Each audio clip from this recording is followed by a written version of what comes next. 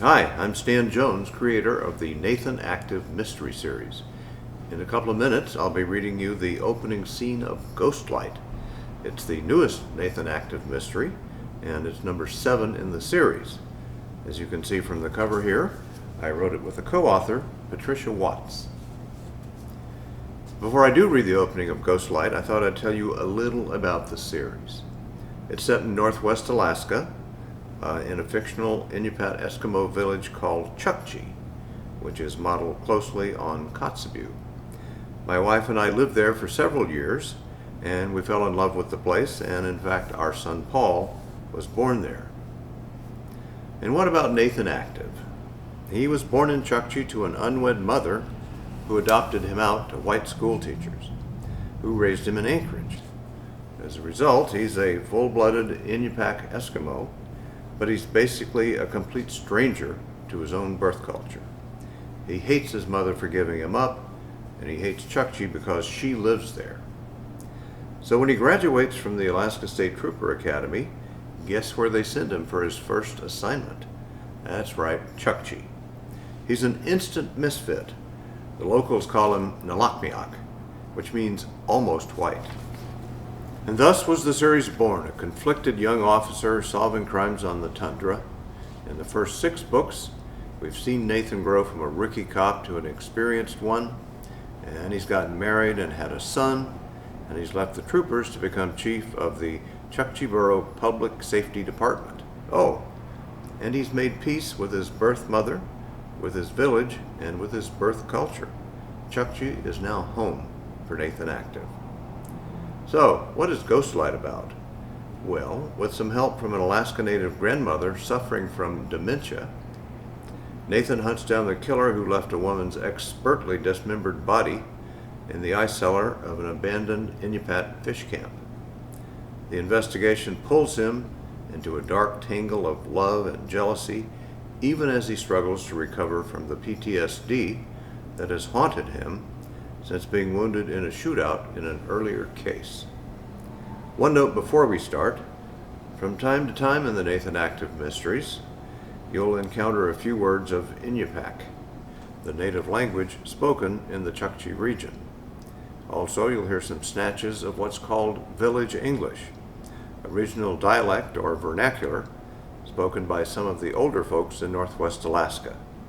It features a kind of stripped-down directness that I've always liked and have always considered part of the charm of that part of Alaska. And now, here we go, the opening scenes of Ghostlight. Chapter 1, August 15th, Chukchi.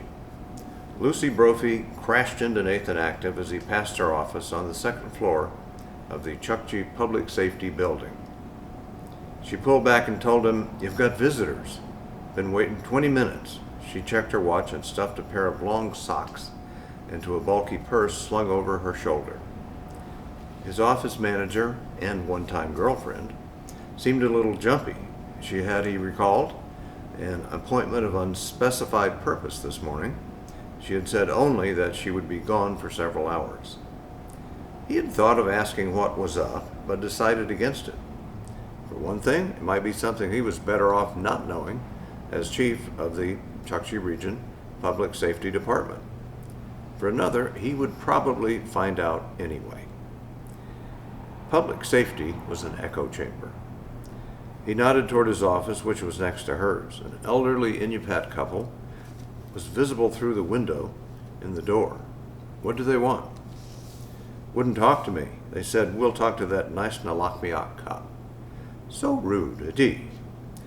I told them I wasn't sure when you were coming back, but they could wait if they wanted to. She tossed her head. How's the baby? Another ear infection. The clinic put him on amoxicillin, and he's safe in the arms of his doting Anna until I get off. And Grace will be back from Anchorage tonight. Lucy cut her eyes at the visitors and dodged around him. Good luck. See you after lunch. She disappeared down the hall toward the stairwell. Active walked into his office. The elder sat on orange plastic chairs pulled up to his desk. The woman was perfectly still, with a sweet empty smile and a vacant gaze fixed on the wall behind his desk.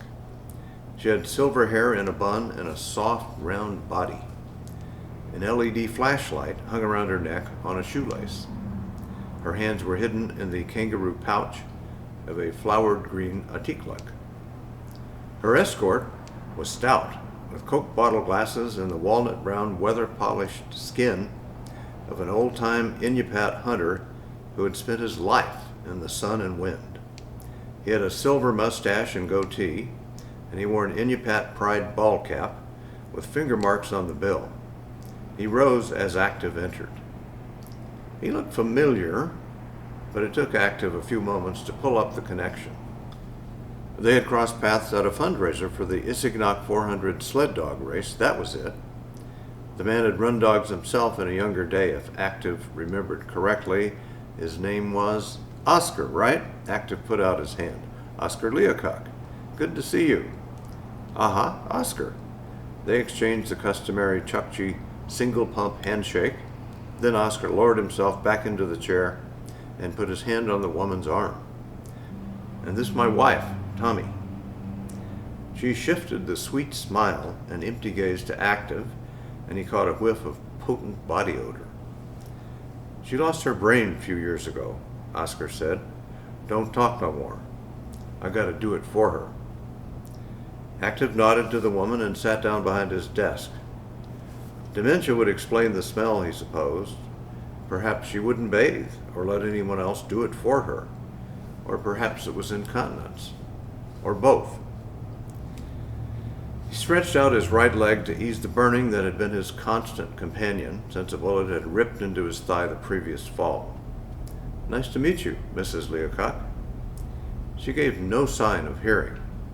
The full, round face was smooth except for creases at the corners of her brown eyes and her smile. Her silver bun was tidy, he noticed, and her clothes were unwrinkled and looked reasonably fresh, none of which seemed to go with hygiene problems and the smell now filling his office. It looks like you're taking pretty good care of her, he said to Oscar. Tommy began rocking from the waist forward and back. Yeah, she get along okay at home, Oscar said. She'll do her beads, her sewing, sometimes try to work her jigsaw puzzle of Jesus in the manger. Our granddaughter come over and cook for her so she don't burn herself. Active tried to think how to work Oscar around to the reason for the visit, but decided to hold off. The quickest way to get an Inupiat elder to the point was usually to wait him out. So she's in good hands. Most times, Oscar studied the floor with an embarrassed look. Except she'll go out sometimes when we don't know, walk around all night, maybe bring back a souvenir. A souvenir? What kind of souvenir? Something she'd find on the road, on the beach, a button, a bottle, one time false teeth, Oscar chuckled. Active smiled, nodded, and waited. Never bother nobody, Oscar went on. Never get in no trouble. But last night, Oscar's voice trailed off and he looked at the floor again. Finally, maybe some progress. Did somebody hurt her? Is that why you're here? Active opened his notebook. Nothing like that, but she finds some trouble, all right. Had Tommy taken a souvenir, valuable enough to qualify as theft, from a vehicle or even someone's house? He pictured himself cuffing Tommy Leocock, fingerprinting her, and locking her up in the Chukchi jail. I'm sure we can straighten it out, he said. What kind of trouble did she find exactly? Oscar looked at the floor, then Active, then the floor again. Just tell me what she found, okay? She's going to show you. He pulled Tommy's clenched fist from the pouch of her atiklik and pushed it toward Active.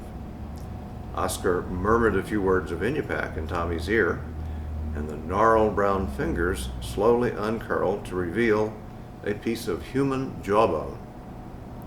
Active recoiled, recovered, and studied it as he pulled on blue nitrile gloves from a desk drawer. Shreds of gum tissue clung to the jawbone, and a single molar was still in place. The molar had a silver filling, and the jawbone stank. like a rotting fish on a beach. Active lifted the thing from Tommy's palm. She looked at him and said something that sounded like "Kiki tuck?" Then the empty eyes turned bright and she giggled like a little girl. Active held the jawbone up, turned it, examined it from end to end, and dropped it into an evidence bag. "Where did you—" He stopped and turned to Oscar. "Where did she find this?" Oscar shrugged. "No clue."